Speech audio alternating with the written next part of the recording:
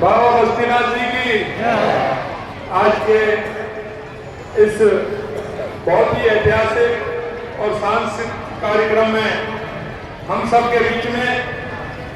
आधुनिक राजनीति के चाणक हमारे देश के गृह मंत्री, सहकारिता मंत्री माननीय आदरणीय अमित शाह जी का इस कार्यक्रम में आने पर बहुत बहुत स्वागत और अभिनंदन करता हूँ। एक बार जोरदार तालियों के साथ माननीय गृह मंत्री जी का स्वागत करें। हमारे बीच में माननीय केंद्रीय वन एवं पर्यावरण मंत्री माननीय भूपेंद्र जी बघेल और इस कार्यक्रम में हमारे संत महंत सभी के चरणों में प्रणाम करते हुए आज के इस कार्यक्रम में जिस तरह से महाराज बस्तीनाथ जी, क्योंकि मुझे पता है 1 साल पहले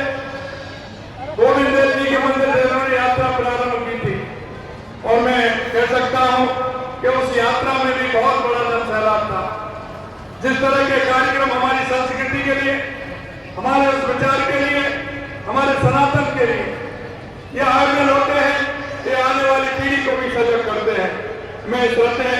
संतजन और सम्मानित अतिथियों का तो सभी को प्रणाम करता हूं। और आज रामनवमी है, मैं सभी प्रदेशवासियों को रामनवमी की बहुत बहुत शुभकामनाएं देता हूं। सिद्ध योगी ब्रह्मलीन श्री श्री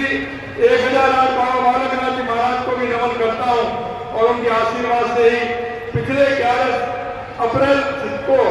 ये लंकी कलश यात्रा का के साथ पापदा की इस पावन धरती पर 108 पुण्य महामृत्युंजय रुद्र महायज्ञ का शुभारंभ हुआ था। मेरा सौभाग्य है कि आज मुझे महायज्ञ के पवित्र पूर्ण आहुति कार्यक्रम में शामिल होने का अवसर भी मुझे मिला है। मैं आपसे कहना चाहता हूं, हमारे सम्मानीय केंद्रीय गृह मंत्री एवं सहकारिता मंत्री अमित शाह जी का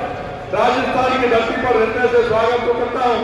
लेकिन मैं आपसे कहना चाहता हूं, देश के यशस्वी प्रधानमंत्री नरेंद्र मोदी जी के नेतृत्व में विकास और विरासत हमारे जिस तरह से साथ साथ चल रहे हैं और आज हम पूरे देश के अंदर देख रहे हैं कि हमारे विकास और विरासत दोनों साथ साथ चल रहे हैं। शाह जी आपके नेतृत्व में आपकी दूरदर्शिता से देश के लिए एक मिसाल है। बतौर केंद्रीय गृह मंत्री आपने देश की आंतरिक सुरक्षा को अवैध बनाने में योगदान दिया, वह हर भारतीय के लिए गर्व है। आप चाहे धारा 370 को हटाने का ऐतिहासिक निर्णय हो या सीमा सुरक्षा को मजबूत करने का कार्य हो, आपके संकल्प और दृढ़ इच्छा शक्ति से भारत को एक नई दिशा देने का काम किया है। इसी तरह से आपने सहकारिता के क्षेत्र में एक देश के अंदर एक बहुत ही ऐतिहासिक काम हुआ है जो पंडित दीनदयाल उपाध्याय जी की अंत्योदय की योजना है, वो सहकारिता के माध्यम से अंत्योदय की योजना पहुंच रही है। माननीय मैं महाराज जी बस्तीनाथ जी को निश्चित रूप से कहना चाहता हूँ, जिस तरह से उन्होंने एक समरसता के रूप में इस महायज्ञ को संचालन किया और बहुत बड़ा काम यह हमारे इस क्षेत्र में हुआ है, जिससे बहुत दूर दूर से लोग आए और उसमें आकर के शामिल हुए हैं। मैं इतना कहना चाहता हूँ, माननीय प्रधानमंत्री जी की इच्छा शक्ति से अयोध्या का राम मंदिर हो, क्या हमारा काशी कॉरिडोर हो, सारे काम जितने हमारे देश के अंदर हुए हैं वो ऐतिहासिक काम हुए हैं। हमारी संस्कृति और आध्यात्मिक के लिए कार्य कर रही है हमारी सरकार। हाल ही में हमने बजट में भी धार्मिक स्थलों को अनेक घोषणाएं की हैं। अंत में मैं आपसे इतना कहना चाहता हूँ कि हमारे संतों, हमारे मुनियों ने, हमारे ऋषियों ने हमारी सनातन संस्कृति को बनाए रखने के लिए अपने आप को, इस राष्ट्र को दिशा देने का काम किया है और मैं यही कहना चाहता हूँ, उसी दिशा में